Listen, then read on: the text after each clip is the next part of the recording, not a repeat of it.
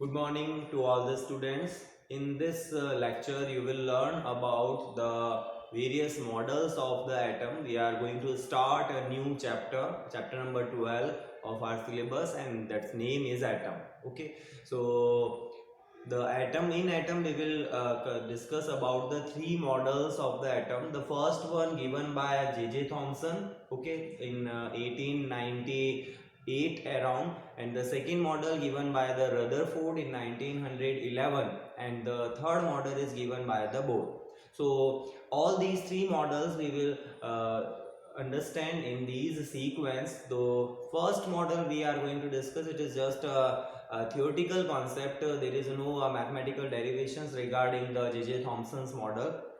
And in this model, J.J. Thomson supposed that, or he postulated that the atom is spherical.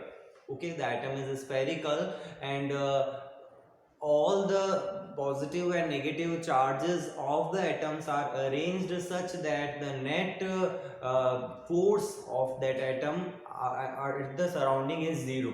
Means atom as a whole is a neutral, we can say. Okay, and stable also. सो इसमें जो electrons का और जो positive charges हैं उनका जो arrangement था according to the Thomson, it is just like a watermelon और प्लम पुडिंग. सो एक प्लम पुडिंग भी एक डिश होती है जो हम एज अ फूड, उसको हम फूड प्रोडक्ट यूज लेते हैं. तो प्लम पुडिंग में जो पुडिंग है that is the positive charge, and जो प्लम है जो एक इरेगुलर वे में अरेंज्ड होते हैं, तो उनको हम यहाँ पर इलेक्ट्रॉन्स से इन्होंने डिनोट किया था. जस्ट लाइक वाटरमेलन, अगर हम वाटरमेलन के मॉडल से इसको एटॉमिक मॉडल को कंपेयर करें, तो वाटरमेलन में जो रेड पोर्शन होता है that is the positive charge, and electrons are embedded in it like the seeds of the watermelon. Okay, so this was the assumptions taken by the Thomson, but using this model we can only explain some chemical reactions and the phenomena like radioactivity, but the phenomena like hydrogen spectrum series. Okay, there are so many spectrum series which are emitted from the hydrogen atom like Lemon, Balmer, Paschen, P front, Brackett, etc. So we cannot explain that spectrum of the hydrogen atom with the help of this Thomson model. Even the Rutherford performed an experiment on the alpha particle scattering. That experimental results can also be not explained with the help of this J.J. Thomson model. So this model was discarded.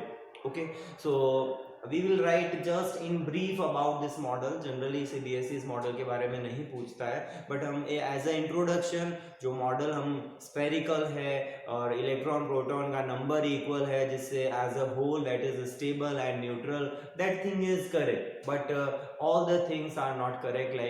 Like red portion जो है वो positive charge उस तरह से distributed है watermelon के red portion की तरह, और इलेक्ट्रॉन कहीं भी रैंडमली अपनी मर्जी से या इरेगुलर वे में अरेंज्ड है. एक रेगुलर अरेंजमेंट होता है जो हम बोर मॉडल में उसको एग्जैक्ट क्या है सिचुएशन इलेक्ट्रॉन की उसको समझेंगे. So write down the chapter name first. It is the chapter number 12 and the name is atom. Okay, the first model which we are taking is J.J. Thomson model of an atom. Okay, so जो points अभी मैंने discuss किए उसी को हम in short जल्दी से लिख लेते हैं. According to this model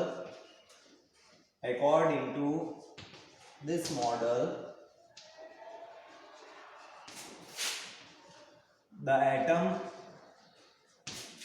is spherical and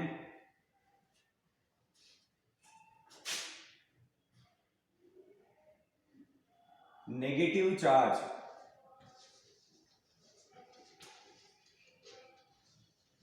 embedded in the positive charge, like seeds of a watermelon or plums of a pudding. So sometimes it is also called plum pudding model. Okay. So electrons are negative charge embedded in it, in the positive charge, like seeds of the watermelon and plum in the pudding. So this positive charge कौन सा होगा यहाँ पर? Positive charge watermelon का वो red portion होगा, या pudding itself it's the positive charge? इन पॉजिटिव चार्ज का डिस्ट्रीब्यूशन है वो red portion of the watermelon और the pudding itself. Okay, so here the red portion, उसको भी मैं लिख देता हूं, रेड पोर्शन ऑफ वाटरमेलन और pudding itself is a positive charge. Okay, so the electrons are negative charge we can say. ठीक है, the electrons are arranged such that ST means such that. Okay, ST means such that the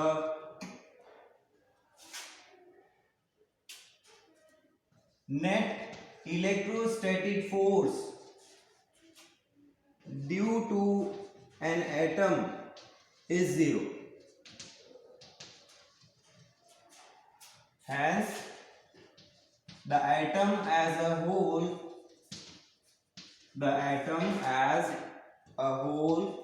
is neutral and stable. Okay, atom as a whole is neutral and stable. Clear? So the next line में, this model can explain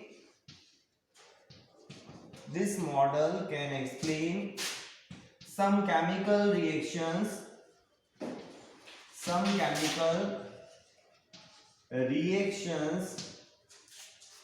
and the phenomena of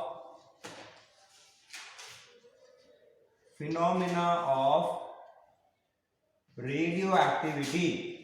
ये radioactivity एक ऐसा phenomena है जिसमें alpha particle, beta particle, gamma radiations etcetera emit होते हैं. Okay, radioactivity. और इसको हम न्यूक्लियर वाले चैप्टर में कंप्लीटली एक्सप्लेन करेंगे कि what is the radioactivity, what are alpha, beta and gamma radiations. So phenomena of radioactivity etcetera, but fails to explain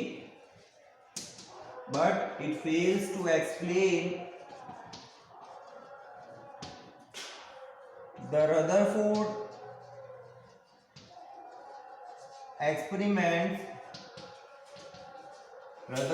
experiment of alpha particle scattering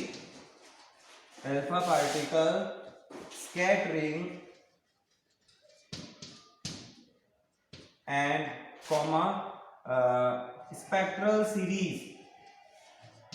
spectral series of hydrogen atom. ये क्या होती है, हम आगे इसको bore model में अच्छे से क्लियरली एक्सप्लेन करेंगे कि what are the spectral series of this hydrogen atom and etcetera. So it was discarded. इसीलिए इसको डिस्कार्ड कर दिया गया क्योंकि ये सारे एक्सपेरिमेंटल रिजल्ट्स को वेरीफाई नहीं करता था और इसमें न्यूक्लियस वगैरह का कोई कॉन्सेप्ट भी नहीं था, इलेक्ट्रॉन्स के ऑर्बिट का कोई कॉन्सेप्ट नहीं था. That's why it was discarded. Okay, so now we study about the second model of the atom and it was given by the Rutherford. Okay, and according to this Rutherford model of atom, the atom consists of a nucleus. Okay, and nucleus is the portion or a tiny region inside the atom, or we can say at the center of the atom, where almost mass and whole positive charge is concentrated. That is called the nucleus. So why this concept of nucleus was taken by this Rutherford? Okay, it was taken with the help of an experiment performed by him and his co-workers in 1911. Okay, सो उसने जो ये experiment perform किया था उसमें electrons beam को लिया, sorry alpha particle की beam को उसने लिया था. And alpha particles are basically the nucleus of the helium. Clear? जिसका एटॉमिक नंबर 2 रहता है. यानी हीलियम के एटम से अगर दोनों इलेक्ट्रॉन्स को हम रिमूव करते हैं तो वो हीलियम आयन बन जाएगा, और उस हीलियम आयन को या हीलियम न्यूक्लियस को हम यहाँ पर एज अ अल्फा पार्टिकल लेते हैं. और इसमें 2 प्रोटॉन होते हैं और 2 न्यूट्रॉन होते हैं ओनली. तो मास नंबर हो जाएगा 4 times of the mass of the proton almost. Okay, और उसका जो चार्ज है वो 2e का रहेगा, प्लस 2e का चार्ज अल्फा पार्टिकल का होता है. इसको हमने 4th चैप्टर में भी डिस्कस किया था अबाउट द अल्फा पार्टिकल, क्योंकि वहाँ भी हमें कुछ ऐसे क्वेश्चंस मिलते हैं न्यूमेरिकल में जहाँ में अल्फा, बीटा या न्यूट्रॉन और प्रोटॉन, न्यूट्रॉन, इलेक्ट्रॉन, इनके चार्ज और मास हमें नोन होने चाहिए.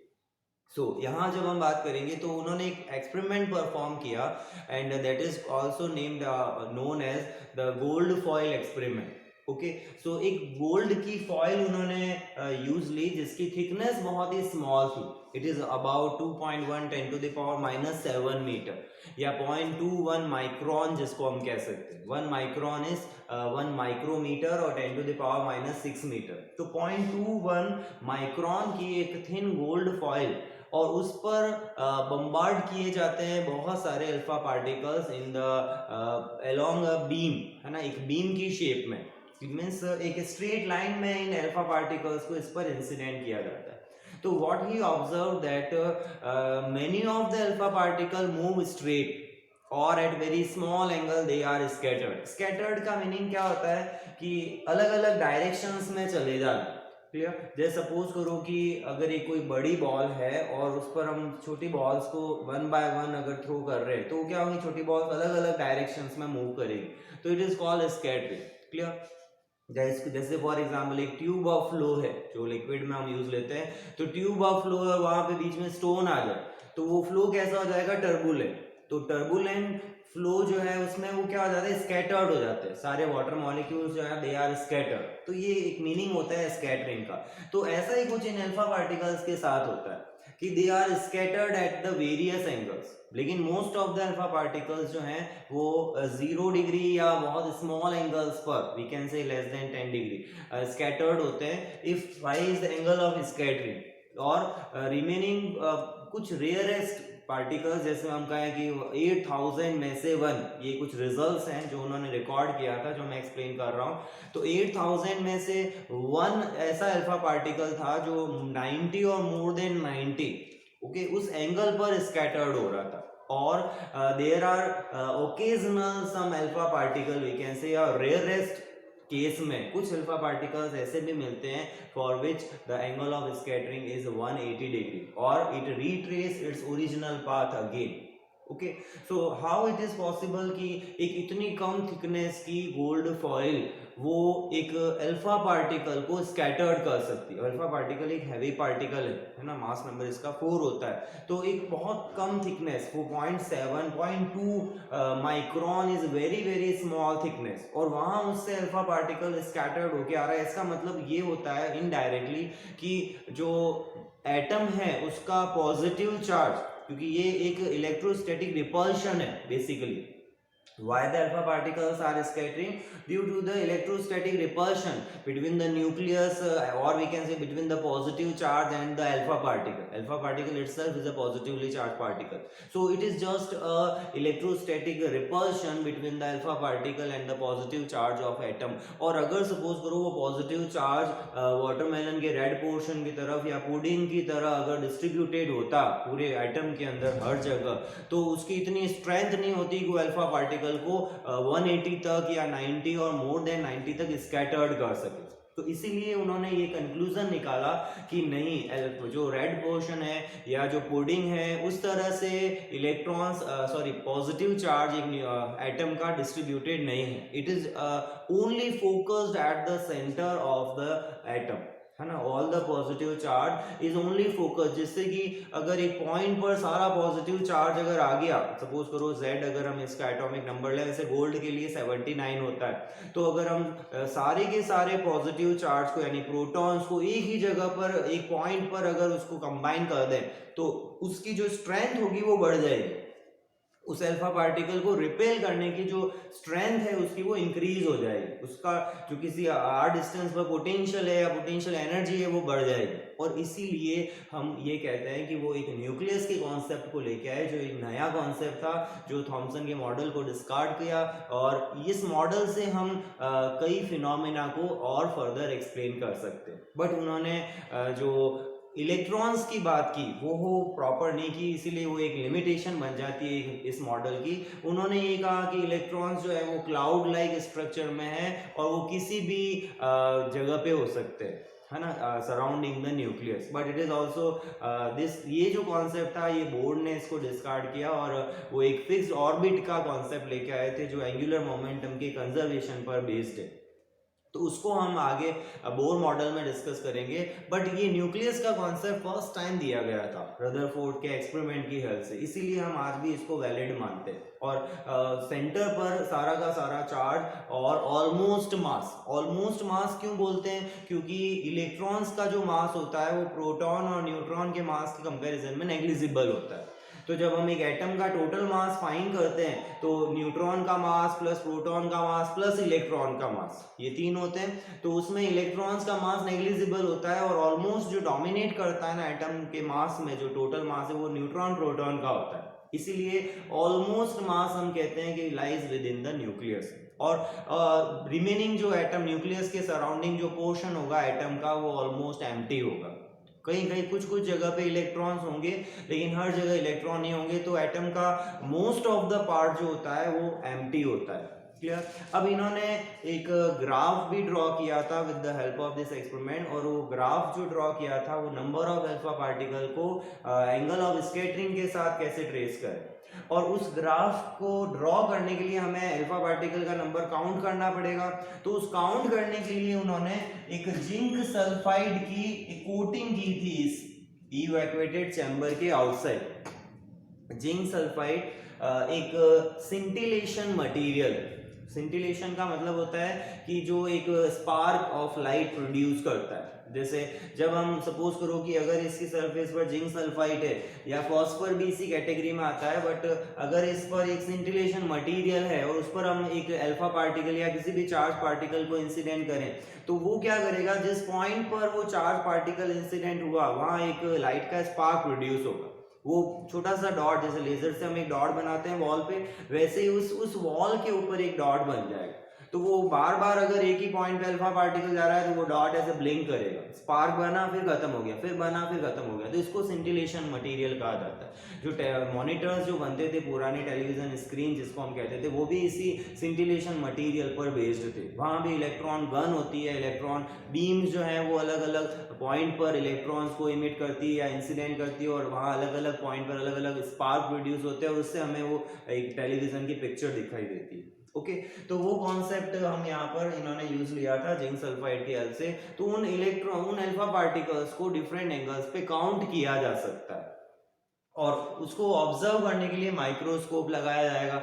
माइक्रोस्कोप से हम काउंट कर लेंगे, ऑब्जर्व कितने अल्फा पार्टिकल्स इंसिडेंट हो रहे हैं, स्ट्राइक कर रहे हैं। ओके, कॉलीमेटर का क्या काम है, उस अल्फा पार्टिकल की बीम को स्ट्रेट लाइन में चलाना, ठीक है, एक बीम शेप मेंटेन रखना। ओके, वो केवल अपनी क्योंकि हर जो पार्टिकल या हर जो पार्टिकल्स होते हैं उनकी प्रॉपर्टी होती है कि दे स्कैटर्ड बाय सर्च। ओके, जैसे लाइट भी होती है तो वो क्या होती है, एक बल्ब अगर आपने कहीं लगाया तो वो बल्ब हर डायरेक्शन में लाइट पूरे 3D में लाइट को इमिट करता है, वैसे ही सोर्स से जो अल्फा पार्टिकल निकलते हैं वो हर डायरेक्शन में इमिट होते हैं। तो ये जो लेड बॉक्स है, इस लेड बॉक्स के अंदर एक स्मॉल ओपनिंग होती है जहां से अल्फा पार्टिकल्स इमिट होते हैं, बट वहां से इमिट होके भी वो स्कैटर्ड अपने आप ना हो जाए, इसलिए उनको बीम शेप में या बीम के अलोंग या लाइन के अलोंग चलाने के लिए हम एक कॉलीमेटर का कॉन्सेप्ट यूज लेते हैं, और इनको कॉलीमेशन बोला जाता है सिस्टम को। तो ये भी एक्चुअली चार्ज प्लेट्स होती हैं जो कि उस चार्ज पार्टिकल, जो अल्फा पार्टिकल चार्ज पार्टिकल है, उसको एक बीम में चलाने की कोशिश करती है। ठीक है, ये गोल्ड फॉइल है जो मैंने यहाँ बता दिया, जो कि कितनी थिकनेस की होगी। पूरा चैम्बर इवैक्यूएटेड रखा जाता है जिससे कि एयर पार्टिकल से स्कैटरिंग नहीं हो, ठीक है, या डस्ट पार्टिकल से स्कैटरिंग नहीं हो। क्लियर। लेड बॉक्स का क्या यूज है? ये जो सोर्स रखा जाता है ये रेडियो एक्टिव सोर्स है, और रेडियो एक्टिविटी में जो अल्फा बीटा और गामा रेडिएशंस की जो एनर्जी होती है वो बहुत हाई होती है। वो एनिमल्स के लिए या ह्यूमंस के लिए बहुत ही हार्मफुल होती है। हाई फ्रीक्वेंसी की रेडिएशन है गामा रेडिएशन, हमने पढ़ा है। ओके, इलेक्ट्रोमैग्नेटिक वेव्स में सबसे हाईएस्ट फ्रीक्वेंसी की रेडिएशन को गामा रेज कहा जाता है। तो इन गामा रेडिएशंस की फ्रीक्वेंसी बहुत हाई होने से ये हार्मफुल होती है, और इसीलिए ये एनवायरमेंट में नहीं स्प्रेड हो, ये केवल हमारे एक्सपेरिमेंट के लिए ही यूज है alpha particle, so that we always kept such radioactive sources in the lead box। और lead क्या करता है, उसको absorb कर लेता है। It is a good absorber for the gamma radiation और alpha beta particle। तो हर डायरेक्शन में वो स्प्रेड नहीं हो, that's why we use this lead box। okay, सो ये माइक्रोस्कोप का बता दिया। फाई यहाँ पर एंगल ऑफ स्कैटरिंग हम इसको डिनोट करेंगे। So we first write some construction about this experiment, then we write the results about the result, and then we conclude for this experiment कि ये क्या हमें रिप्रेजेंट करता है। Okay, so write down this model of atom was established with help of an experiment named alpha particles scattering by gold foil, or we can say thin gold foil। Clear? So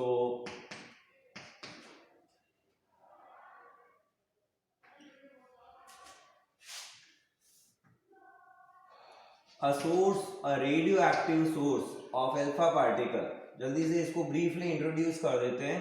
A radioactive source of alpha particles placed inside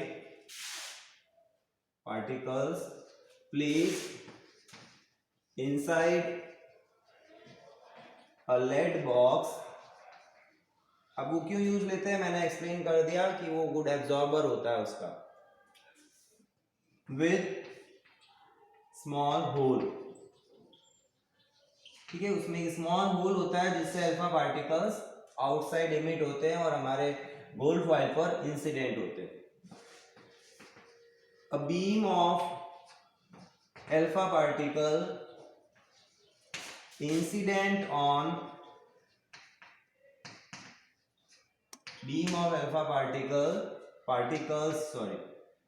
incident on a very thin gold foil,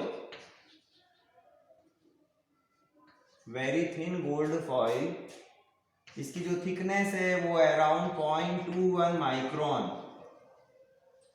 ठीक है, microns का मतलब micrometer. So it is thickness is around 0.21 micrometer या microns, with the help of collimators। Okay, collimators क्या करते हैं, इसको beam shape में या बीम यानी लाइन के अलोंग ट्रेवल कराते हैं, बीम ऑफ या अल्फा पार्टिकल की स्ट्रीम को। ओके, इसीलिए हम ये कॉलीमेटर्स यूज लेते हैं। The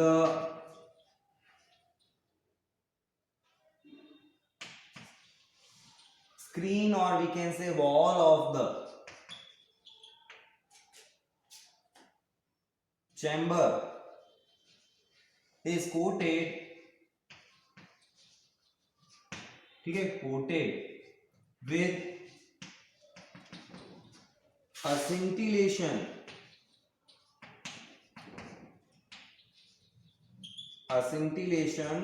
material like zinc sulfide, ठीक है, फॉस्फर भी इसी कैटेगरी में आता है. So when alpha particle incident on it, alpha particle incident on it, it produces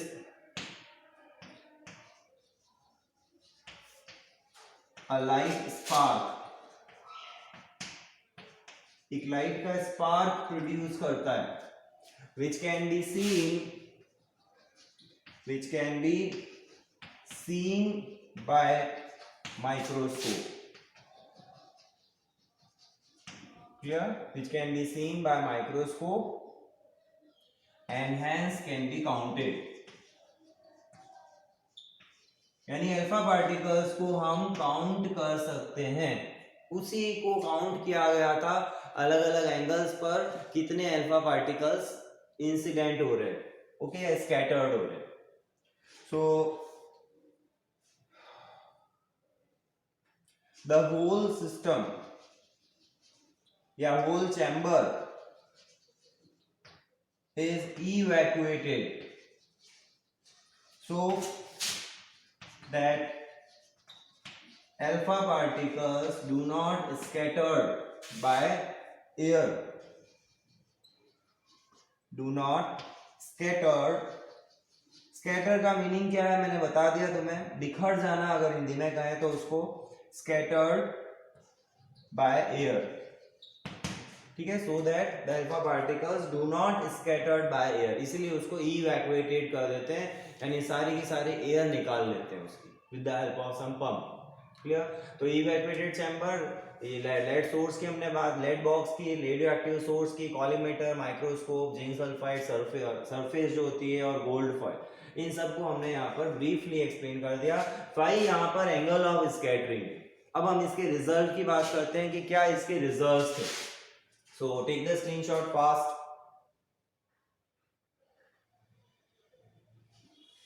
So now if we discuss the result of this experiment, then the results are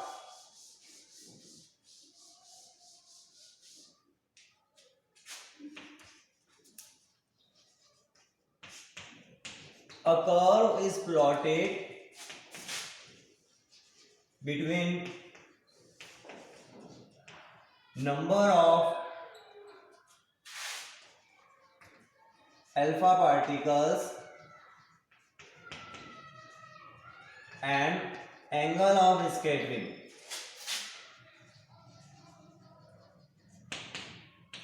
five, और number of alpha particles को मैं capital N से लिख रहा हूं.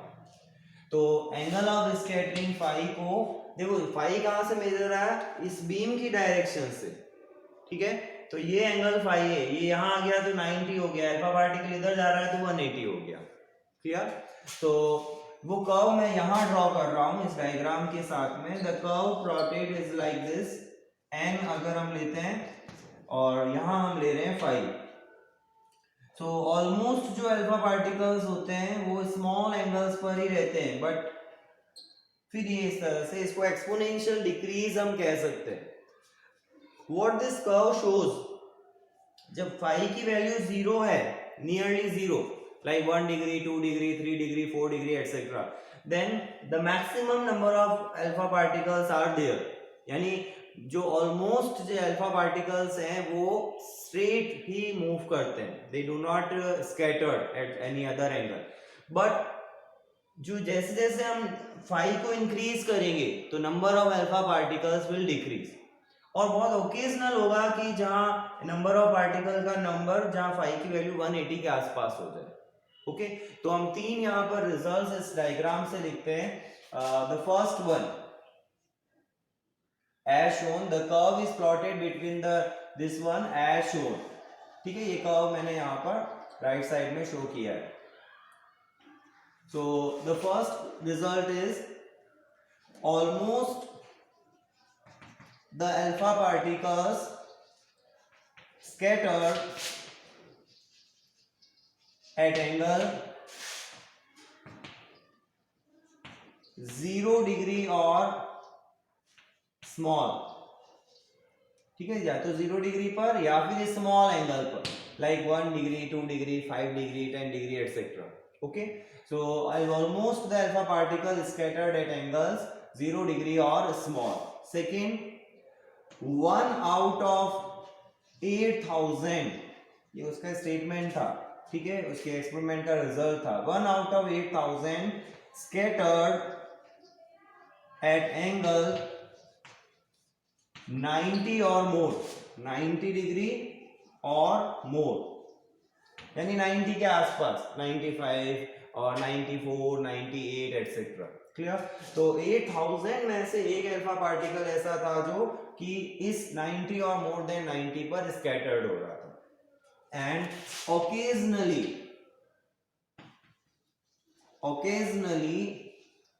Means rarest कह सकते हैं, occasionally the alpha particle scattered, but हो रहा था, ये भी वैलिड है, मतलब उसको हम इग्नोर नहीं कर सकते. occasionally the alpha particle scattered at angle phi equals to 180 degree and retrace its path.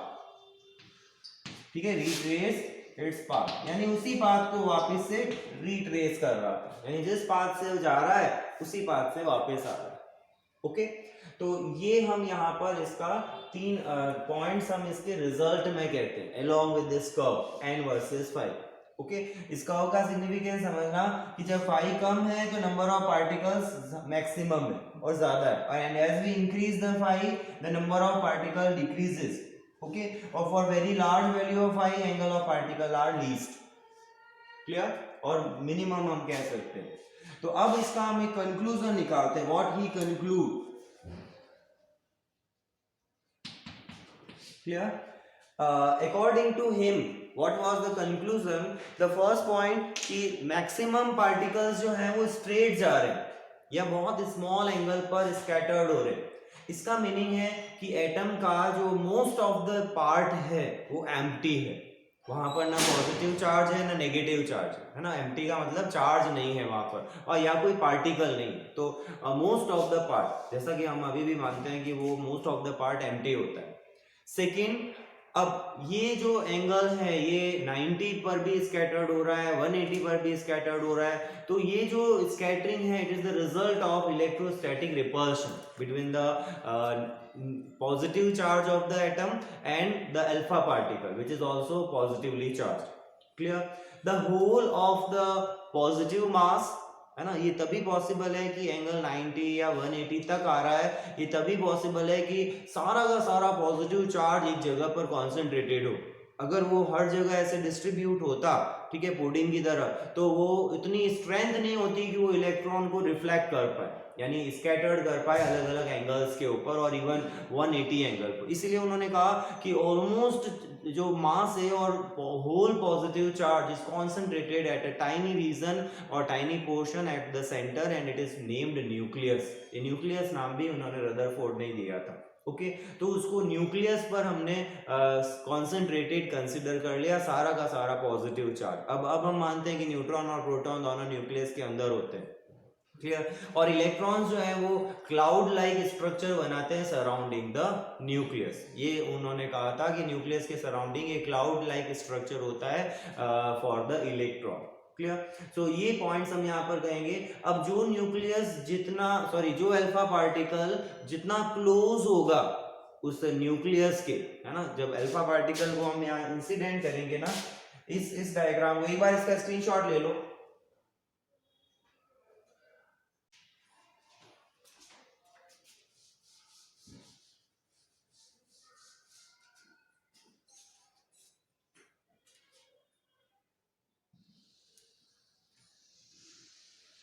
Now suppose this is the atom.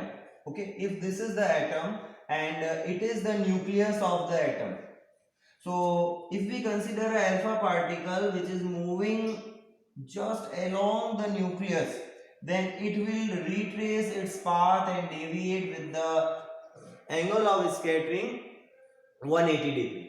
Clear. अगर हम एक अल्फा पार्टिकल लेते हैं जो इससे थोड़ा सा सेपरेटेड है तो इसकी स्कैटरिंग मान लो इस डायरेक्शन में हो रही है, इनिशियली इधर था और फाइनली इस डायरेक्शन में. सिमिलरली हम इधर डाउनवर्ड लें तो ये भी इस तरह से स्कैटर्ड हो रहा है. Clear, this is the third alpha particle we are taking. Actual में तो हम उसको बीम ले रहे, बट बीम में भी आप अगर अंदर उसके देखोगे, उसको भी अगर मैग्नीफाई करके सपोज करो, तो बीम में भी इस तरह की स्ट्रीम होगी ना भाई। बीम भी एक जैसे लेजर लाइट होती है वैसे ही हम बीम ले सकते हैं। उसमें भी हम एक लेजर लाइट में हम बहुत सारी लाइंस कह सकते हैं ना जो एक दूसरे के पैरेलल है, समझ रहे हो। इसीलिए अब ऐसा नहीं है कि हमने तो यहाँ पे तो कहा था बीम है, क्योंकि एटम की डायमेंशन में आ गए। अब मैं इसको एक एटम कह रहा हूँ तो ये 1 एंगस्ट्रॉम की डायमेंशन है, समझ गए। और ये न्यूक्लियस जो है वो 1 फर्मी की डायमेंशन है। तो 1 एंगस्ट्रॉम की डायमेंशन में अगर चले जाएंगे ना तो अल्फा पार्टिकल्स जो होंगे वो उसकी एक लाइन आपको विजुलाइज होगी पूरी 3D में, कि अगर एक मैं कहूँ बीम में चल रहे हैं, जैसे ट्यूब ऑफ फ्लो होता है ना, जब वाटर की एक एक लाइन अपन बना सकते हैं, इसको स्ट्रीम लाइंस बोलते हैं, वैसे ही इस अल्फा पार्टिकल्स की बीम में भी हम कह सकते हैं कि बहुत सारे अल्फा पार्टिकल की अलग अलग लाइंस है। तो वो लाइंस हम यहाँ पर डिस्कस कर रहे हैं, क्लियर। तो अब एक और लेते हैं, जब हम इतनी दूर जा रहा है उसके लिए एंगल बहुत लेस होगा, डिक्रीज हो जाएगा। और एक लाइन यहाँ ले रहा हूं जो कि अगेन एंगल कम कर रहा हूं। देखो ये एंगल कम हो रहा है जैसे जैसे इसका सेपरेशन न्यूक्लियस से बढ़ रहा है। ये न्यूक्लियस है प्लस ZD, क्लियर। और अगर हम एक अल्फा पार्टिकल लें जो इस तरह से स्ट्रेट जा रहा है, बहुत ज्यादा डिस्टेंस है, तो ये स्कैटर्ड ही नहीं हो रहा है, देखो स्ट्रेट चला गया, इट इज नॉट स्कैटरिंग, क्योंकि इसका जो इसके ऊपर इस न्यूक्लियस का जो इफेक्ट है वो डिस्टेंस ज्यादा होने से फोर्स ऑलमोस्ट जीरो हो गया, ऐसे कह दो, इलेक्ट्रोस्टैटिक रिपल्सिव फोर्स जो होगा, क्लियर। सिमिलरली एक अगर अल्फा पार्टिकल मैं यहां भी लूं तो वो भी सपोज इस तरह से स्ट्रेट जा रहा है विदाउट एनी स्कैटरिंग, तो एंगल उसके लिए भी क्या हो गया, ऑलमोस्ट जीरो रह गया, क्लियर। तो ये जो ज्यादातर एटम्स, जो ज्यादातर अल्फा पार्टिकल्स है ना, वो सारे यहाँ ऑलमोस्ट एम्प्टी रीजन में आएंगे, तो वो सारे स्मॉल एंगल्स पर रहेंगे। अब ये भी मैंने एक्चुअल में बहुत ज्यादा एक्सप्लेन करके बताया, बाकी जितना क्लोज होगा ना उतना एंगल ज्यादा होगा, और जितना दूर होगा फार अपार्ट उतना ही एंगल वहां लेस मिलेगा। तो ये हम एक डायग्राम यहाँ पर उसके अलग अलग अल्फा पार्टिकल की स्कैटरिंग के रिगार्डिंग ड्रॉ कर सकते हैं। तो इसी पॉइंट को हम यहाँ कंक्लूजन में लिखेंगे। The first point is, since maximum alpha particles scattered at angle 0 degree or small, so almost most of the part, ऐसे करो, most of the part of atom, most of the part of an atom is empty, यानी वहां कोई particle नहीं होता। और actual में ऐसा ही होता है कि वहां पार्टिकल केवल इलेक्ट्रॉन्स होते हैं और वो बहुत ही स्मॉल टाइनी टाइनी होते हैं, तो पूरा रीजन जो ऑलमोस्ट खाली होता है, समझ गए। इसलिए मैक्सिमम अल्फा पार्टिकल स्ट्रेट ही जाते हैं या फिर हल्का सा डेविएट हो जाते हैं, स्कैटर्ड हो जाते हैं, अपनी डायरेक्शन से स्कैटर्ड हो जाते हैं, ठीक है। Second,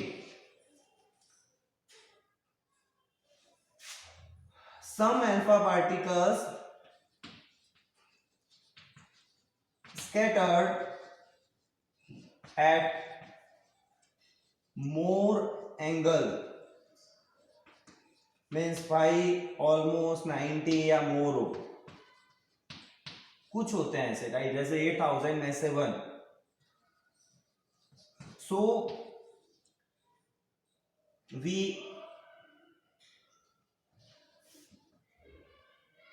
can assume that most of, और इनका assumption नहीं था, इनका ये श्योरिटी थी कि most of the,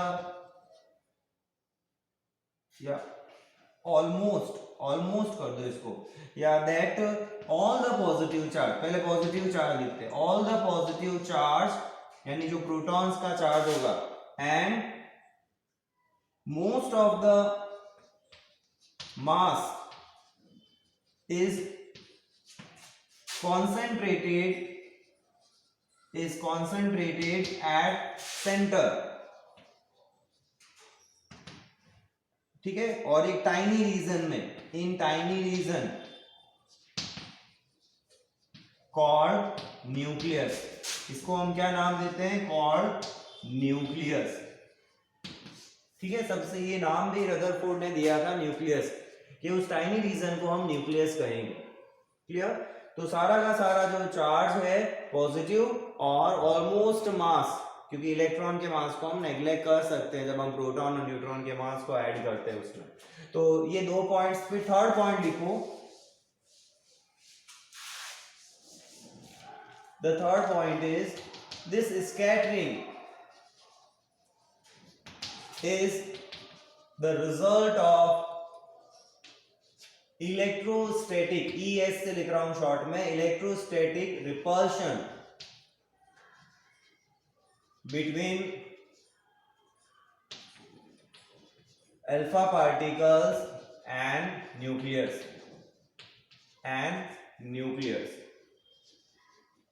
nucleus और alpha particle both are positively charged, दोनों की दोनों कैसे हैं, पॉजिटिवली चार्ज्ड हैं।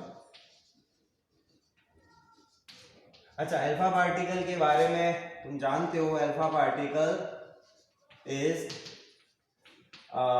न्यूक्लियस ऑफ हीलियम एटम, ठीक है। इसका चार्ज जो होता है that is +2e and mass जो होता है it is 4 times of mass of proton, जिसको हम 4 AMU कह सकते हैं। 1 प्रोटॉन के मास को नियरली हम 1 AMU लिखते हैं, 1 U भी कहते हैं, unified mass, unified unit of mass या यूनिफाइड एटॉमिक मास यूनिट भी बोला जाता है। Okay, the electrons are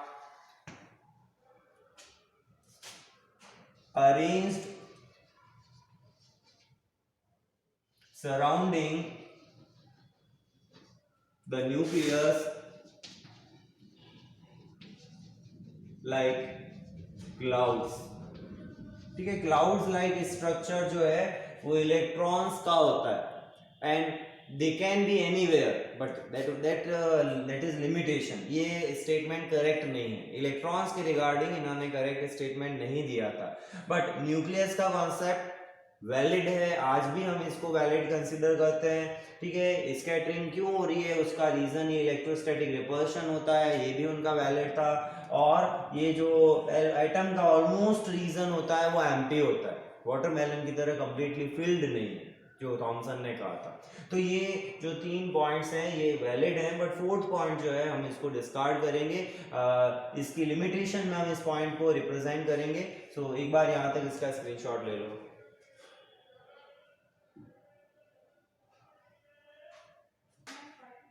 Now we add 2 more conclusions in this Rutherford model of alpha hydrogen atom, या Rutherford model of the atom, that the first one is the total amount of positive charge and total amount of negative charge are equal, so that atom as a whole is a neutral.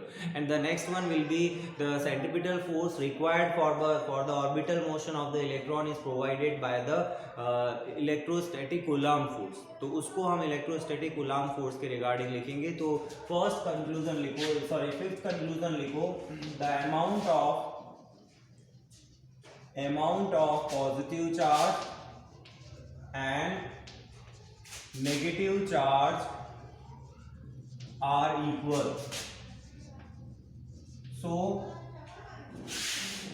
so that the atom as a whole is electrically neutral.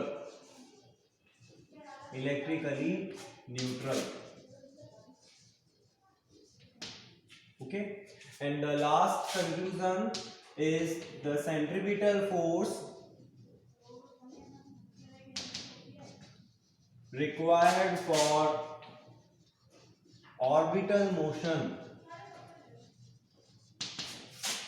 Orbital motion means motion around the nucleus, जो electrons को required होता है, तो that is orbital motion is provided by electrostatic, ES का मतलब electrostatic Coulomb's force या Coulombian force कह सकते हैं।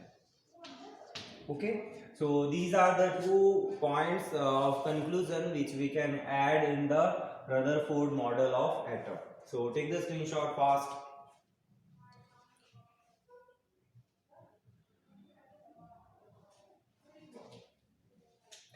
Now the next one is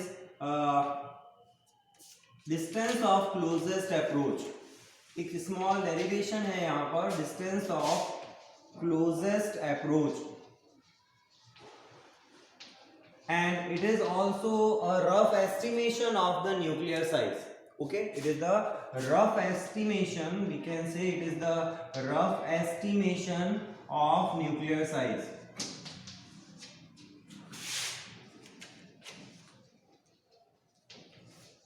So in this derivation we will derive the expression for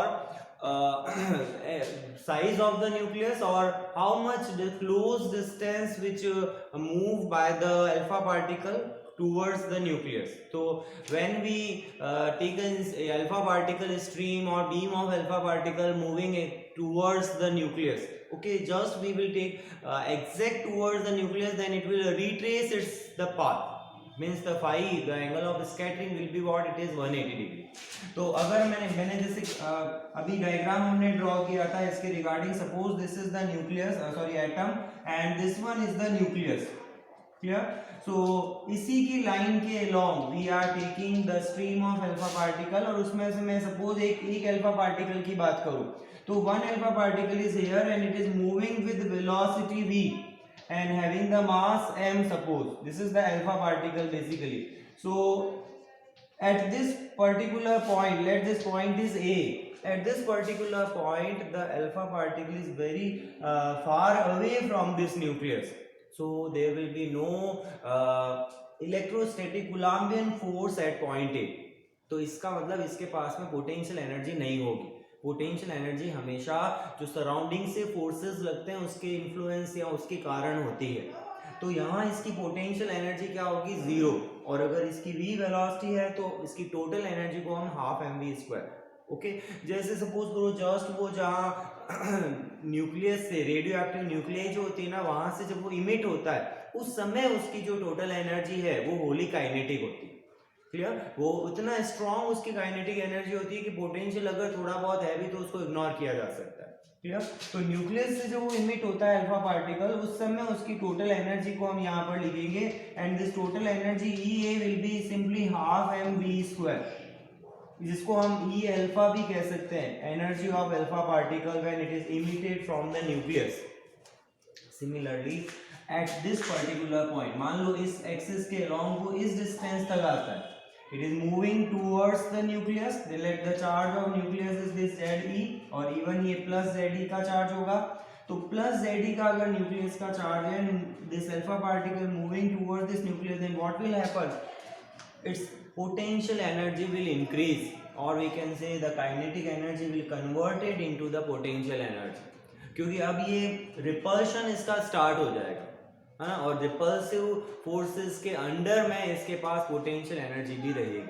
clear, जैसे सपोज करो कि अगर हम एक बॉल को वर्टिकली अपवर्ड प्रोजेक्ट करते हैं तो सिचुएशन क्या होता है, उसकी स्पीड डिक्रीज होती है, डिक्रीज क्योंकि एक अट्रैक्टिव फोर्स लगता है ग्रेविटी के कारण, तो स्पीड डिक्रीज होकर फाइनल जीरो हो जाती है, and when it reaches to maximum height then it again return back the same path, along the same path, तो वो भी अपने पाथ को रिट्रेस करता है. तो यहाँ भी हम यही बात करेंगे, यहाँ एक्चुअली वो सिस्टम हॉरिजॉन्टल हो गया, वहाँ ग्रेविटेशन अट्रैक्शन होता है, यहाँ इलेक्ट्रोस्टैटिक रिपल्शन है. तो जब ये अल्फा पार्टिकल जो पॉजिटिवली चार्ज्ड है, alpha particle is what, it is the nucleus of helium. तो पॉजिटिवली चार्ज अल्फा पार्टिकल जब न्यूक्लियस के टूवर्ड्स मूव करेगा तो वो न्यूक्लियस उसको रिपेल करेगा. तो due to this repulsion the velocity will decrease. Okay, और वेलोसिटी डिक्रीज हो रही है तो उसकी काइनेटिक एनर्जी कम होगी, लेकिन एनर्जी कंजर्वेशन से उसकी पोटेंशियल एनर्जी बढ़ेगी. और वो क्यों इंक्रीज हो रही है, क्योंकि more and more repulsive field के अंदर आ रहा है, and that's why the potential energy will increase.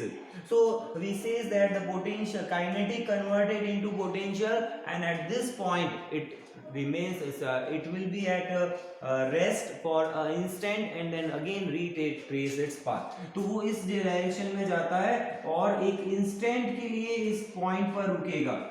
ठीक है, ये अगर मैं इसकी लाइन लूं तो एक इंस्टेंट पर इस पॉइंट B पर रुकेगा और then it again retrace its same path.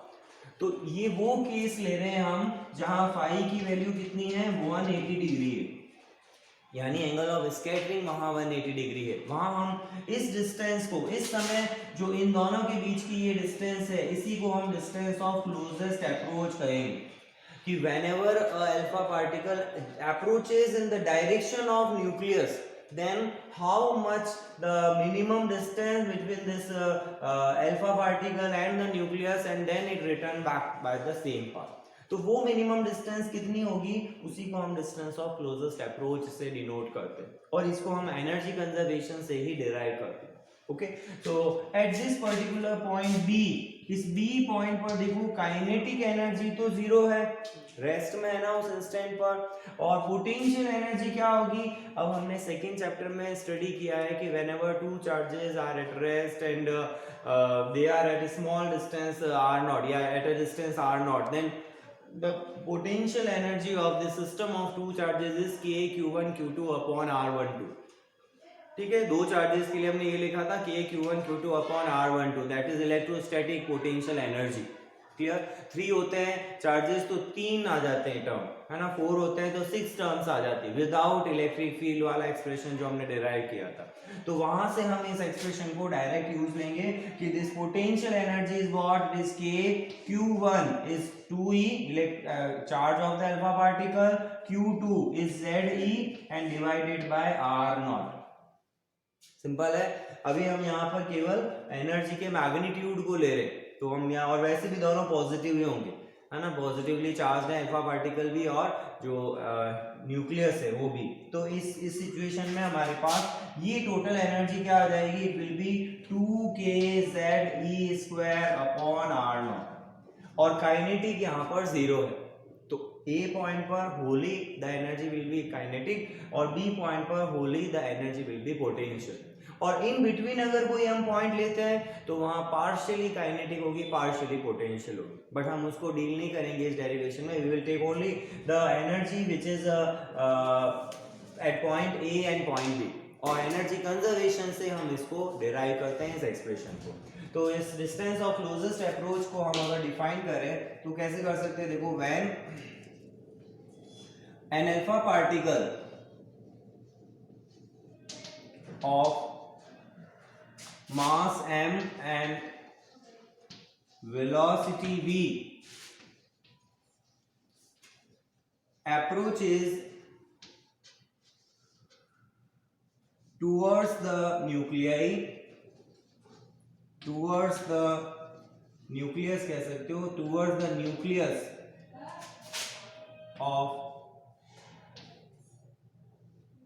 nucleus of charge Ze, ठीक है, और इसका चार्ज कितना है, अल्फा पार्टिकल का 2e चार्ज है, तो nucleus of charge plus Ze कह सकते हो, क्योंकि वैसे ही न्यूक्लियस का चार्ज हमेशा पॉजिटिव ही होता है। ओके, तो जरूरत नहीं है प्लस लगाने की। तो Ze, then its velocity decreases due to electrostatic repulsive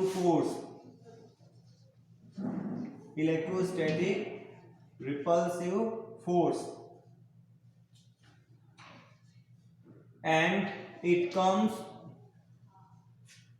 to rest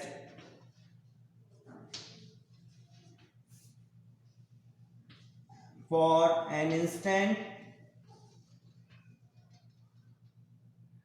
and retrace its path, ठीक है, and then retrace its path with phi equals to, phi क्या है यहाँ हम पहले ही डिफाइन कर चुके हैं, this is angle of scattering with phi equals to 180 degree. तो हम वही न्यूक्लियस सॉरी अल्फा पार्टिकल ले रहे हैं जिसके लिए एंगल ऑफ स्कैटरिंग कितना है, 180 डिग्री। ओके, तो उसी को हम फोकस कर रहे हैं। तो ये जो मिनिमम डिस्टेंस है, अब इसको डिफाइन करते हैं, ऊपर इसको रफ कर रहा हूं मैं, so fast take the screenshot अगर नहीं लिया है तो। So if we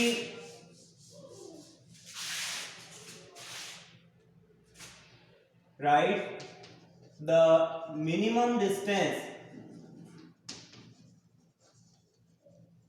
और क्लोजेस्ट डिस्टेंस कह सकते हैं, ठीक है, minimum distance between nucleus and alpha particles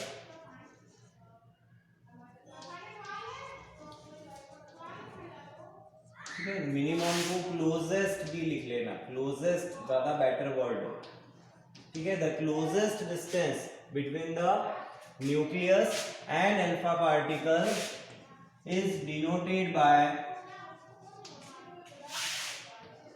R naught and called distance of closest approach. इसी को हम distance of closest approach कहेंगे, ठीक है। इस न्यूक्लियर अल्फा पार्टिकल की क्लोजेस्ट अप्रोच की डिस्टेंस कितनी है, and it can be derived by energy conservation, it can be derived by energy conservation. तो सिंपल सा एनर्जी कंजर्वेशन हम यहां पर अप्लाई कर रहे हैं।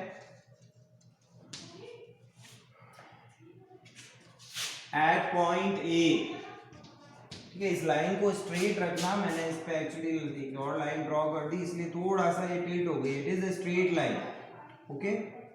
So this line is straight. So at point A, potential energy is 0 and kinetic energy is half mv square. So total energy यही हो जाएगी EA, जिसको हम E alpha कहेंगे, and it is half mv square. This is equation number 1. वैसे मैंने यहाँ लिख दिया है डायग्राम के पास भी, लेकिन हम वापस से इसको एक बार इन डेरिवेशन ले लें। Similarly at point B, the potential kinetic energy is 0, ठीक है, काइनेटिक एनर्जी तो 0 होगी क्योंकि उस इंस्टेंट पर वो रेस्ट में होगा, at that instant it will be at rest, so this B will be 0 and potential energy U is given by K Q1 Q2, अब Q1 क्या है 2E, Q2 क्या है ZE upon R0, and it is taken from chapter number 2. So you already know how to find the potential energy of system of two charges, और इसको हम 2kz E square upon R0 लिख सकते हैं। So now we will apply just the energy conservation, और यही देखो total energy के इक्वल होगा, पोटेंशियल एनर्जी जो है इसी को मैं यहाँ पर total energy at point B कहूंगा, क्लियर। जो टोटल एनर्जी है बी पॉइंट पर क्यों है टोटल पोटेंशियल के इक्वल, क्योंकि काइनेटिक 0 है, ओके। तो सिंपल सा है, ये E आ गया, ये E भी आ गया, एनर्जी कंजर्वेशन से दोनों एनर्जीज इक्वल होंगी, तो इनको इक्वेट करके R0 की वैल्यू फाइंड करनी है। तो एक बार स्क्रीनशॉट ले लो यहाँ पे जल्दी से, जो इंट्रोडक्शन है इस डायग्राम का, डायग्राम भी यहाँ पर ड्रॉ करना है along with this. So now we will equate the equation 1 and equation 2. So from equation 1 and 2 we can write EA, which is half mv square, is equals to, देखो EA equals to EB हम यहाँ apply कर रहे हैं, EA equals to EB we are applying, and why we are applying, because of energy conservation, ठीक है, from energy conservation we can say, this is from energy conservation, क्योंकि यहाँ भी एनर्जी ये जो है कंजर्व होगी। तुम्हें पता है एनर्जी ये इलेक्ट्रोस्टैटिक फोर्स और जो ग्रेविटेशन फोर्स है, मैग्नेटिक फोर्स है, दे आर कंजर्वेटिव फोर्सेस। तो कंजर्वेटिव फोर्सेस है, तो अगर कुछ रेजिस्ट नहीं कर रहा है in between their path, then we can say the total energy या total mechanical energy is always conserve. तो यहाँ भी हमें रेजिस्टिव पार्ट नहीं मिलेगा, इसलिए हम इसको इक्वेट करेंगे। So half mv square will be equals to 2kz E square upon R0।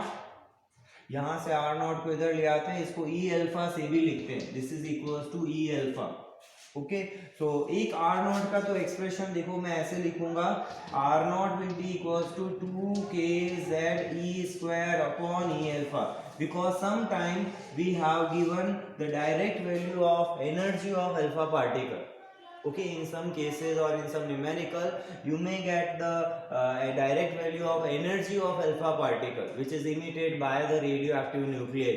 So in that situation we will use this formula directly. But if suppose mass and velocity of alpha particles are given, then what we will do, we will put the value of E alpha half mv square. So the second expression which we can use is this will be 4kz e square upon mv square.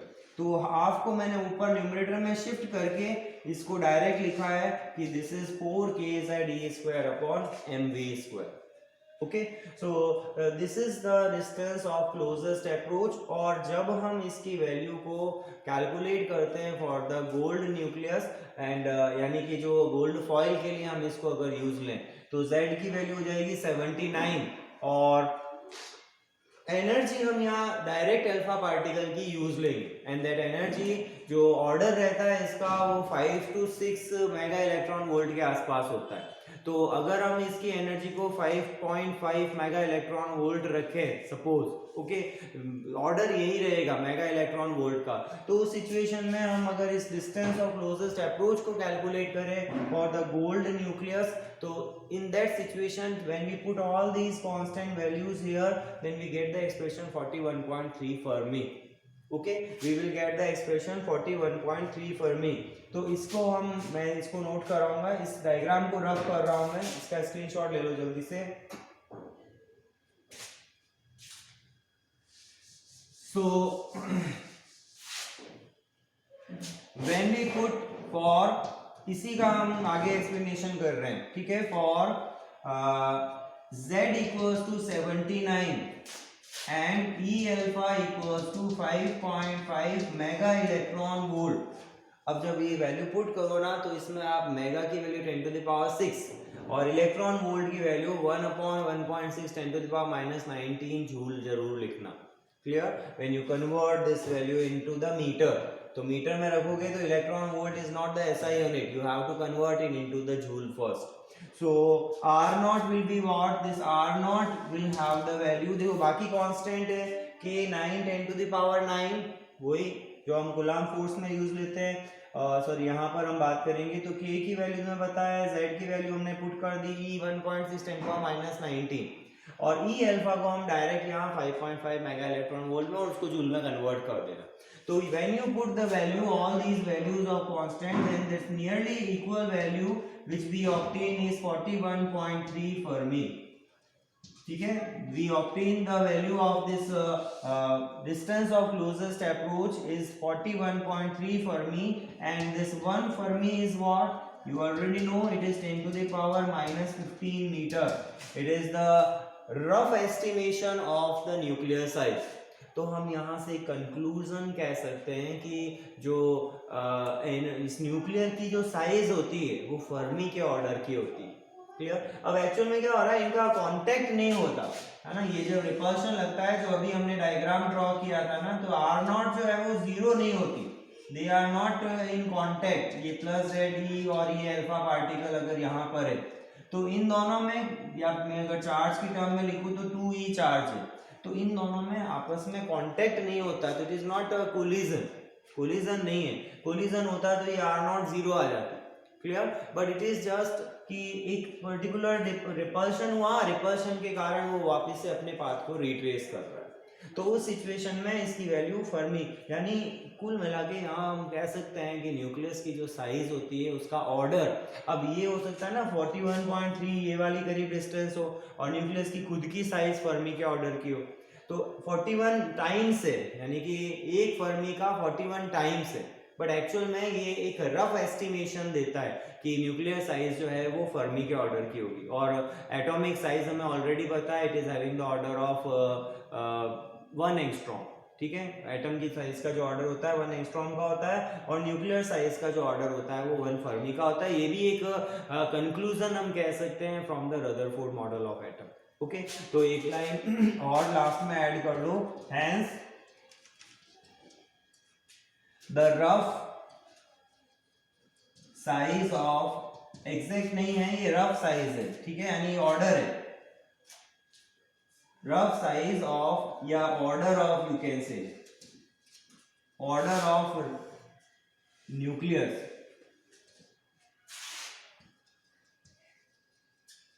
Is Fermi, यानी 10⁻⁻15 metre की nucleus की size होती है।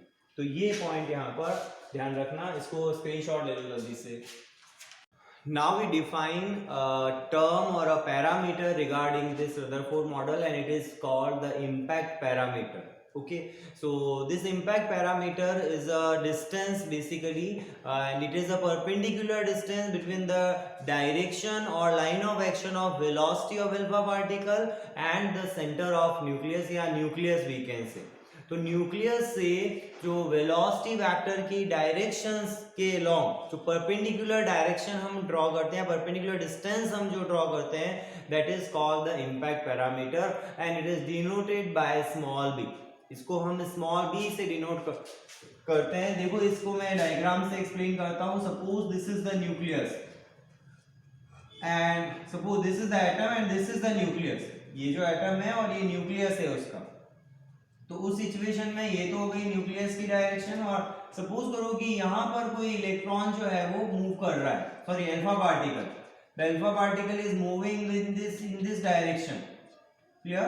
तो if alpha particle is moving in this direction, then this distance, this perpendicular distance is called impact parameter b, यानी मैं यहाँ इस डिस्टेंस को भी इम्पैक्ट पैरामीटर कह सकता हूँ।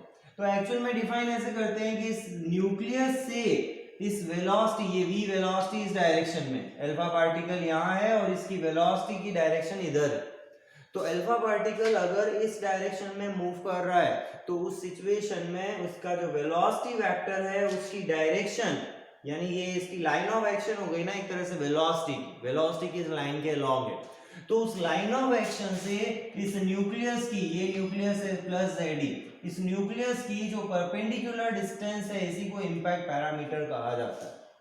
अब सपोज करो अगर हम इस इम्पैक्ट पैरामीटर को डिक्रीज करें, क्लियर, इम्पैक्ट पैरामीटर को अगर मैं डिक्रीज करता हूं तो b अगर डिक्रीज करेंगे तो जो इलेक्ट्रोस्टैटिक रिपल्शन है वो बढ़ेगा ना, ठीक है। इलेक्ट्रोस्टैटिक रिपल्सिव फोर्स जो होगा उसको मैं अगर EFS से कहूं, इलेक्ट्रोस्टैटिक फोर्स, तो ये फोर्स जो होगा ये इंक्रीज होगा क्योंकि वो मोर क्लोज आ जाएगा ना न्यूक्लियस के अल्फा पार्टिकल, क्लियर।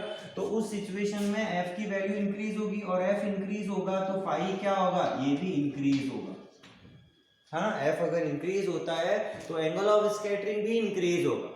और सपोज अगर हम एक ऐसी वैल्यू लें जहाँ b 0 है, जैसे अभी हमने डिस्टेंस ऑफ क्लोजेस्ट अप्रोच में इसको यूज लिया था, तो b वहाँ 0 था एक्चुअल में। हम जो डायरेक्शन ले रहे थे वेलोसिटी की वो अलोंग द सेंटर या अलोंग द न्यूक्लियस ही थी, क्लियर। सेंटर ऑफ एटम कह सकते हो या न्यूक्लियस कह सकते हो। तो न्यूक्लियस के अलोंग ही थी, तो उस सिचुएशन में ये फाई की वैल्यू 180 थी और इसको हम maximum value of angle of scattering कहेंगे। This is the maximum value of angle of scattering which we obtain at b equals to 0. So as b decrease, f increase, and hence we can say this phi will increase. और अगर इसका reciprocal vice versa बोले तो b अगर increase होता है तो उस कंडीशन में, b अगर इंक्रीज होता है तो उस कंडीशन में फाई यहाँ डिक्रीज होगा क्योंकि f जो है वो डिक्रीज होता है। तो अगर एक सफिशिएंट डिस्टेंस में ले लूँ यहाँ से एटम के सेंटर से या न्यूक्लियस से, तो वहाँ इलेक्ट्रोस्टैटिक फोर्स जहाँ 0 हो जाएगा वहाँ फाई की वैल्यू भी 0 हो जाएगी, यानी स्कैटरिंग होगी नहीं, स्ट्रेट निकलेगा वो।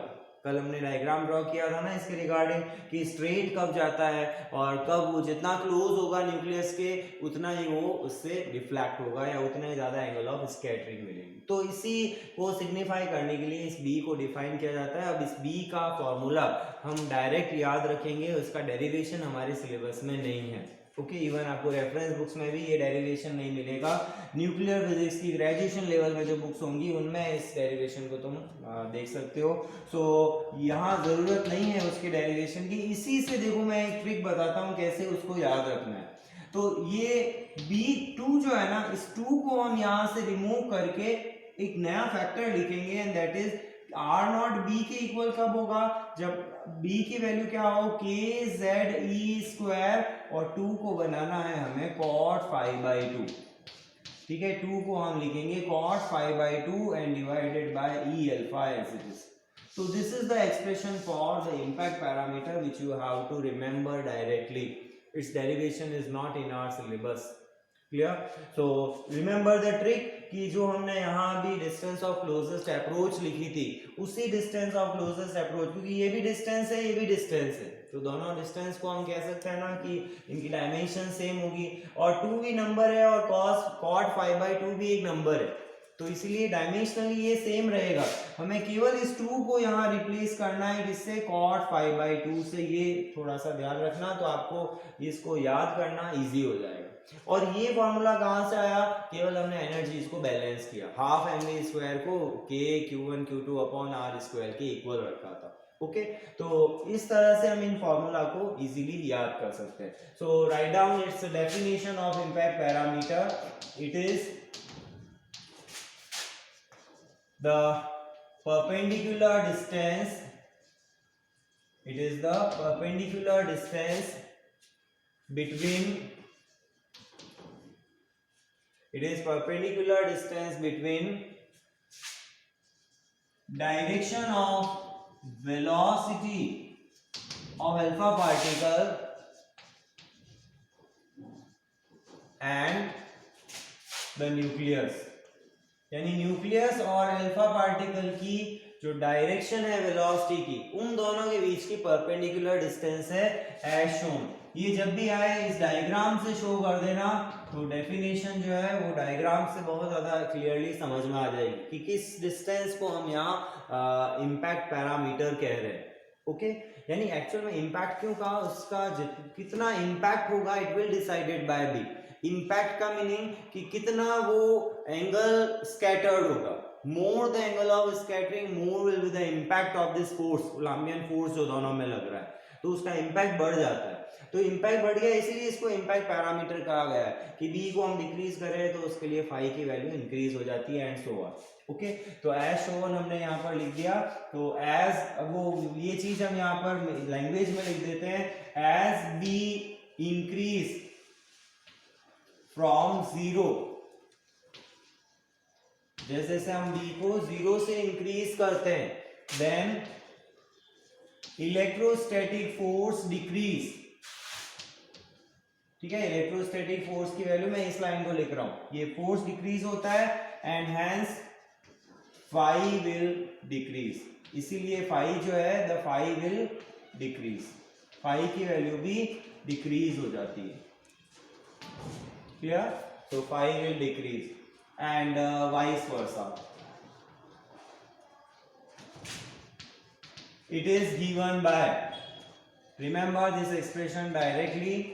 ठीक है, R का मीनिंग यहाँ remember से है, और ये ध्यान रखना कि उस एक्सप्रेशन में ये cot 2 को cot 5/2 लिखना है, 2 को यहाँ पर cot 5/2 लिखना है. और अगर हम यहाँ इस एक्सप्रेशन को देखें तो इस एक्सप्रेशन में एज देखो cot फाई जो है ना, ये भी डिक्रीजिंग फंक्शन है. cot फाई जो है it is also the decreasing function. tan phi increasing है ना, tan फाई की वैल्यू 0 to infinity, 0 to 90 के लिए अगर मैं कहूँ तो 0 to infinity होती है, तो cot की वैल्यू infinity to 0 होगी. अगर हम 0 to 90 लें तो डिक्रीजिंग फंक्शन है. तो यहाँ भी अगर हम देखें तो फाई को अगर हम इंक्रीज करें तो cot 5/2 क्या होगा, डिक्रीज होगा, और इसीलिए b भी क्या होगा, डिक्रीज होगा. समझ गए? तो फाई इंक्रीज होने पर इस फॉर्मूला से भी हम कह सकते हैं ना कि b की वैल्यू अगर डिक्रीज होती है तो फाई इंक्रीज होगा, या फाई इंक्रीज होता है तो b डिक्रीज होगा.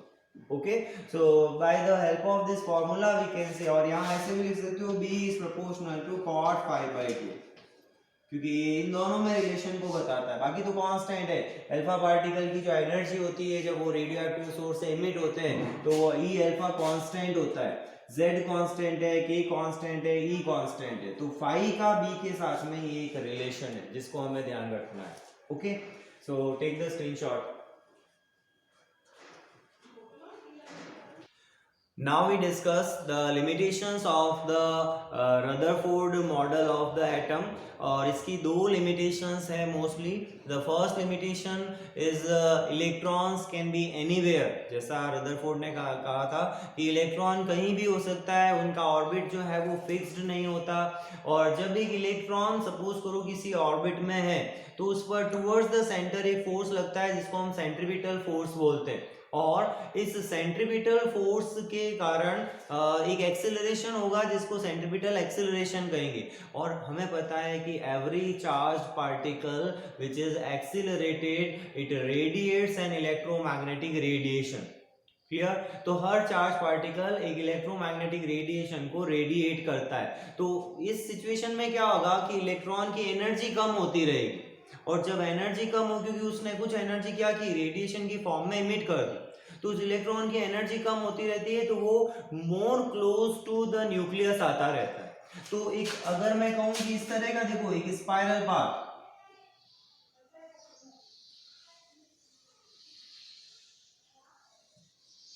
इसको स्पाइरल पाथ कहा जाता है. अब मैं इस ऑर्बिट को कंप्लीट कर रहा हूं.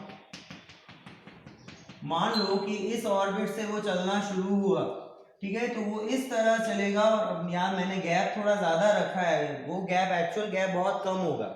तो it will move in this direction और finally it will collapse with this nucleus. तो ये फाइनली क्या हो जाता है, इस न्यूक्लियस के साथ कोलैप्स हो जाता है. तो इस तरह का एक स्पाइरल पाथ वो बनाएगा और वो इलेक्ट्रोमैग्नेटिक रेडिएशन को वहां पर इमिट करता रहेगा. ठीक है. तो ये जो कॉन्सेप्ट था, मैं इसमें एच नहीं लिखूंगा अभी.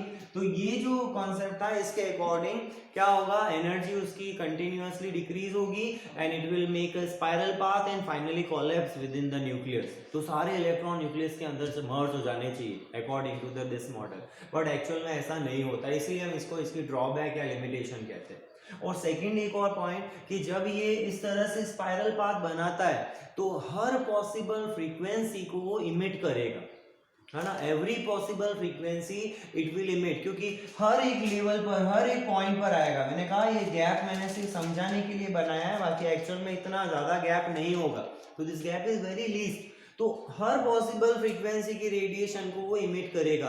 बट इन एक्चुअल जो हाइड्रोजन मॉडल जो एटम बोर्ड ने जो दिया था हाइड्रोजन एटम के मॉडल को, उसमें हम डिस्कस करेंगे कि कुछ फिक्स पर्टिकुलर फ्रीक्वेंसीज ही होती हैं जो हाइड्रोजन इमिट कर पाता है, जिनको हम उसकी स्पेक्ट्रल सीरीज कहते हैं. लाइमन, बाल्मर, पास्टर, ये सब हम 5 तरह की सीरीज की वहां बात करेंगे. Hydrogen atom given by the board जो मॉडल दिया गया था, तो वहां हम बात करेंगे कि all possible frequencies can not be emitted by the atom, only certain in frequencies. और उसको भी हम डिस्क्रीट कह सकते हैं, जो क्वांटाइजेशन की कंडीशन है कि डिस्क्रीट फ्रीक्वेंसी वैल्यूज जो हैं वही वहां पर इमिट होती है. तो हाइड्रोजन एटम की जो स्पेक्ट्रल सीरीज है या स्पेक्ट्रल लाइंस हैं उनको भी ये मॉडल एक्सप्लेन करने में, या ये उनका जो पॉस्टुलेट है वो एक्सप्लेन करने में फेल हो जाता है. तो बेसिकली कहा जाए तो इलेक्ट्रॉन की पोजीशन पर उन्होंने क्लियर अपना मॉडल नहीं बताया, लेकिन जो न्यूक्लियर कॉन्सेप्ट था वो इनका बहुत ही करेक्ट था, जिसको आज भी हम वैलिड मानते हैं कि सारा पॉजिटिव चार्ज और ऑलमोस्ट मास एक एटम का न्यूक्लियस के अंदर होता है और मोस्ट ऑफ द उसका पार्ट जो है वो एम्प्टी होता है. ओके, ये कॉन्सेप्ट वैलिड है, बट इलेक्ट्रॉन्स के ऑर्बिट की उन्होंने बात क्लियर नहीं कही थी. So write down the next limitations of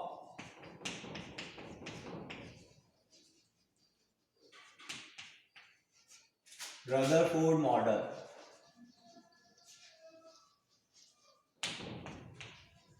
Limitation of Rutherford's model. The first limitation, when electron revolve surrounding the nucleus,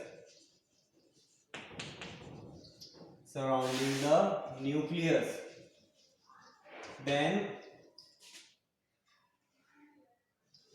it is accelerated towards center, जिसको हम सेंट्रीपिटल फोर्स बोलते हैं, towards center, and hence it radiate या emit, we can say, electromagnetic waves और radiation, okay, electromagnetic wave और radiation कह सकते हो।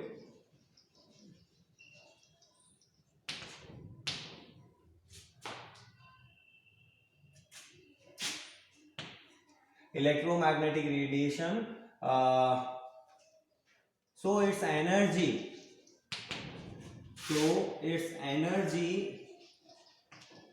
decreases and it will trace the spiral path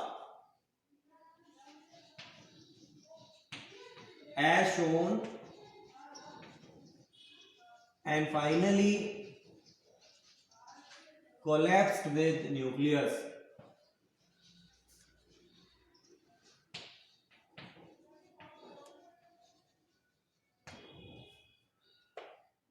Or but in actual it does not happen. But in actual it does not happen. है ना, सच में ऐसा नहीं होता कि वो न्यूक्लियस के अंदर चला जाए, तो इसीलिए इसको लिमिटेशंस कहा है हमने। सेकंड पॉइंट आ जाएगा इसमें, वाई ट्रेसिंग स्पाइरल पाथ,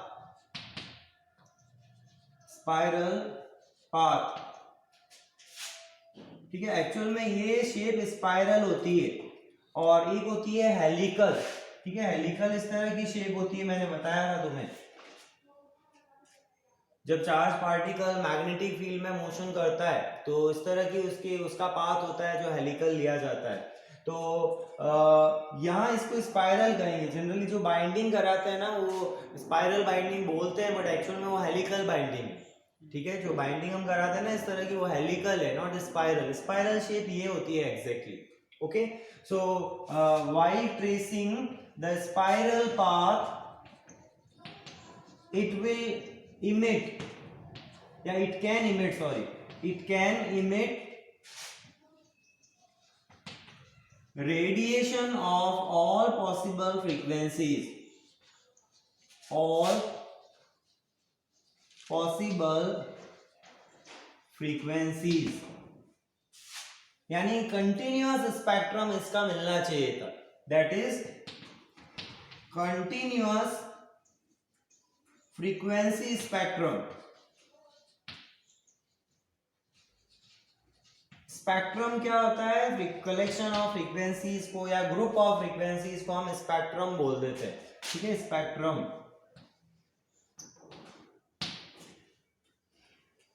तो कंटिन्यूअस फ्रीक्वेंसी स्पेक्ट्रम इसका हमें मिलना चाहिए था, बट इन एक्चुअल जो बोर मॉडल में हम शो करेंगे, but in actual the atom has, या इलेक्ट्रॉन्स के जो फ्रीक्वेंसीज इमिट होती है तो atom has discrete, quantum mechanical treatment हम करेंगे इसलिए डिस्क्रीट फ्रीक्वेंसी स्पेक्ट्रम, ठीक है। But in actual atom has discrete frequency spectrum, यानी it can not take all possible values, that is it can not take, यानी frequency can not take, that is frequency all possible, ऐसे लिख लो, all possible frequencies are not allowed. हर possible frequency emit होना allowed नहीं है। This is the second drawback of Rutherford model. तो Rutherford model की ये दो ड्रॉबैक्स हैं जिनको हम ओवरकम करेंगे बोर मॉडल में, यानी बोर ने इन्हीं ड्रॉबैक्स को करेक्ट करके अपने कुछ पॉस्टुलेट्स दिए थे। उन्होंने न्यूक्लियर कॉन्सेप्ट को यूज लिया और उन्होंने जो ऑर्बिट है, स्टेशनरी ऑर्बिट की बात की कि एक ऑर्बिट में ही रहता है और एक ऑर्बिट में वो रेडिएशन इमिट नहीं करता, और रेडिएशन तभी इमिट करेगा जब वो ऑर्बिट अपना चेंज करता है। तो ऑर्बिट में डायरेक्ट जंप होगा, कंटिन्यूटी में जंप नहीं होगा, ठीक है। डायरेक्ट एक ऑर्बिट से दूसरे ऑर्बिट में जाएगा और उसमें वो फोटोन को एब्जॉर्ब या इमिट करेगा, जिसकी बात हम आगे Bohr model of hydrogen atom में करेंगे। तो एक बार यहाँ तक का स्क्रीनशॉट ले लो।